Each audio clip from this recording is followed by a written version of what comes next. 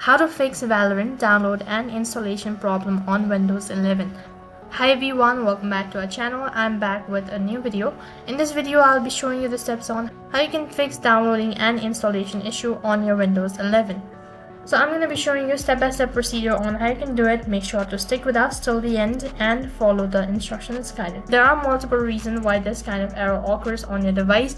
So then the step number one in order to fix this kind of issue is to completely close your ROID games. Sometimes what happens is that when you've closed your Vanguard or ROID game, it might be running on the background. For that, on the search box, type in Task Manager, and then you need to open up Task Manager on your device. So after you open up your Task Manager, what you need to do is right on this page you need to locate Vanguard or ROID game. Any other file located to Vanguard, then you need to right click on your mouse and then click on End Task.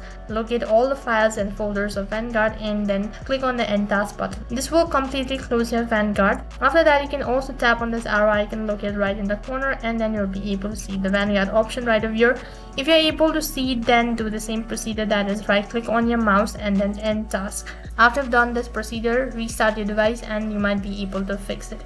If you're still unable to fix it, then the other alternative or the step number two, what you can do is you can look for the services. For that, type in services on the search box. Now open up services program, and on this page type in VGC or locate VGC. After that, you'll be able to see a pop-up menu right in front of your screen. Now on this interface, you need to head over to the section that is startup type, and by default might be selected on manual. So what you need to do is you need to select it to automatic. After that, click on apply and then click on the OK button located right at the bottom. After you type in install app, and on this interface you'll be able to see list of install app that is on your device.